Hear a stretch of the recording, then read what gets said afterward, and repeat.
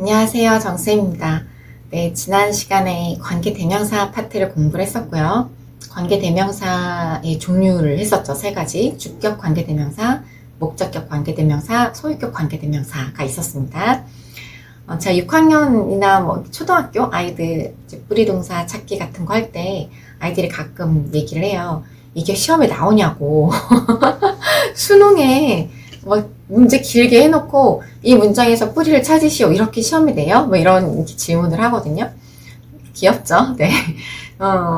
중학생들도 크게 다르진 않습니다. 중학생들도 제가 이거 진짜 중요한 개념이다. 이게 나중에 계속 다른 개념과 섞이기 시작하면서 최종 문제를 풀 때 등장을 하는 아주 주요한 개념이기 때문에 잘 익혀놔야 된다라고 얘기를 하면 아이들이 이게 실제로 와닿지가 않는 건 거예요. 내가 어떤 문제를 풀어야 되기 때문에 지금 배우고 있는 게 중요하다라고 얘기를 하는 건지. 그래서 가끔씩은 수능 문제나 모의고사 문제 같은 걸 좀 보여주게 됩니다. 이런 문제들을 풀어야 되기 때문에 너희들이 지금 배우고 있는 개념이 어떻게 적용되고 있는 건지를 한 번씩 살펴보자 라고 얘기를 해주는데요. 자, 오늘은 그런 시간을 가져볼까 해요. 내가 배운 관계대명사 파트의 지식과 그동안 여태까지 배웠던 기타 등등 다른 종합적인 문법 자원들을 가지고 최종적으로 어떤 문제를 풀어야 되는지 그 문제를 한번 중점적으로 보도록 하겠습니다. 일단 가벼운 몸풀기 문제부터 먼저 보실게요. 옆에 보면 자, I have a little dog which has냐 have냐 a bad habit of biting everyone. 자, 이렇게 되어 있네요. 자, 관계대명사 which 뒤에 나오는 동사의 수일치를 묻는 문제이죠. 자, 동사의 수일치 문제는 그 동사의 행위자, 즉 주어가 결정을 하는 겁니다. 문장 전체의 주어가 아닌 순동이의 주어여야 되는 건 거죠. 자, 주어가 3인칭 단수 현재일 때는 동사에 s나 es를 붙인다 라는 문법 자원을 이미 갖고 있어야 돼요. 그건 중학교 1학년 때 나오는 개념이니까요. 자, 그럼 이 문제는 올바른 순동의 형태가 has인가 have인가 둘 중에 무엇이니? 라고 묻는 건데 이 순동의 주어가 바로 선행사 a little dog 3인칭 단수 현재죠. 이거이기 때문에 정답은 has 이렇게 되는 거죠. 문장 전체의 주어인 I가 아니라 순동의 주어를 찾는 것이 문제의 풀이 핵심이 되는 겁니다. 자, 이제 난이도를 조금 높여서 모의고사에 나오는 문제를 한번 풀어보실게요. 문제를 풀기 전에 잠깐 이렇게 일지정지를 하시고 문제를 먼저 한번 풀어보신 후에 해설을 들으셔도 좋을 것 같습니다. 자, there has been a huge increase in the number of people who remain remains single into their 30s.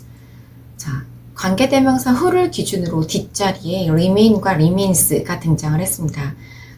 수일치를 묻는 문제죠. 동사의 수일치를 물을 때는 이 동사의 주체, 선행사를 찾아야 되는 건데, 자, 해석을 해보면 크게 증가하고 있다. 사람들의 수가 남아있는 싱글로 그들의 30대까지 이렇게 되는 거죠. 자, 이 문제를 풀 때 선행사를 the number of people, 사람들의 수라고 생각을 해서 the number of 더하기 복수명사는 단수 취급한다라는 문법 자원을 이용을 해서 remains를 골라서 틀린 친구들이 진짜 많았어요.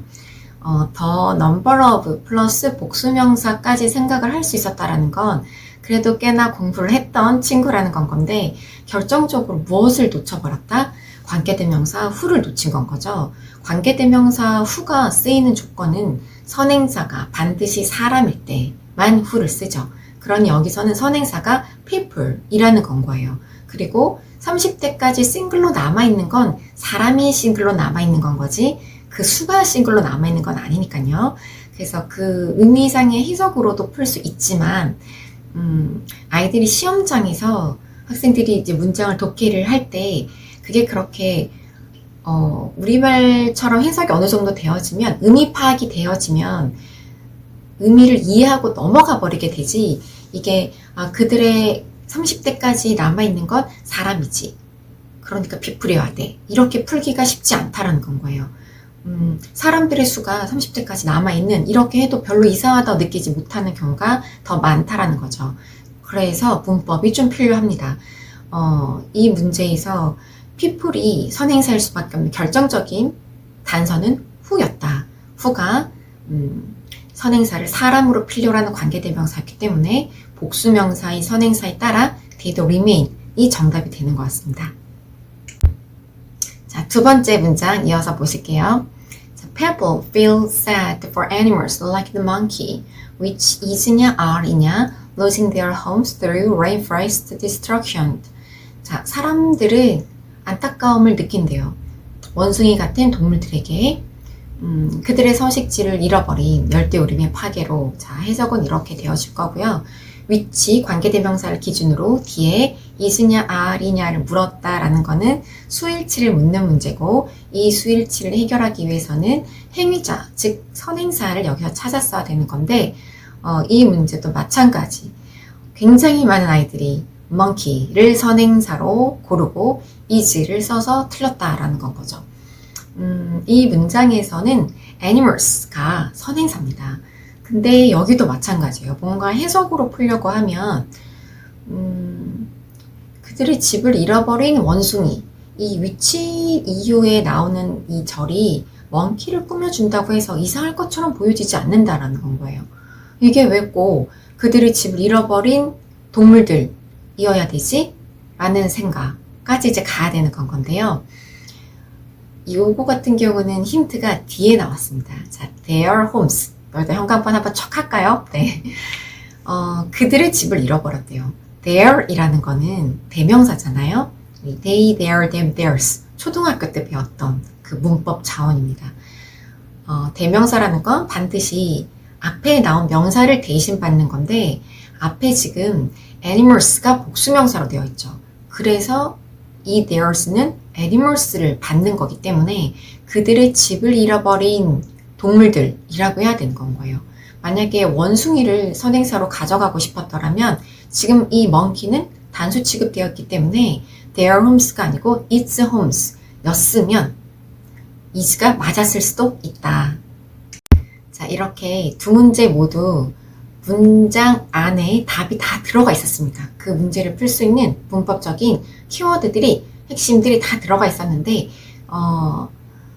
특히 두 번째 문제 같은 경우는 인칭 대명사가 가장 큰 힌트였었잖아요. 그 there를 보고 복수명사로 찾아갈 수 있었어야 되는 건데요. 이런 문법 자원은 초등부에서 배운 거란 말이에요. 초등학교 때 그런 문법들을 공부하면서 이런 게 수능에 나오나? they, their, them, theirs 뭐 이런 거 막 처음 배우고 이럴 때요. them을 써야 되는 게 맞는지, there이 들어가는 게 맞는지 이런 거 막 연습할 때 이게 왜 중요하다는 거지? 이게 수능에 나와? 이런 문제가? 이렇게 생각이 들 수도 있는데, 바로 이때 배웠던 문법 자원들이 쌓여서 수능에서 이런 식으로 만나게 된다라는 건 거죠. 그러니 어떤 것 하나도 버릴 수 있는 문법 자원이 없어요.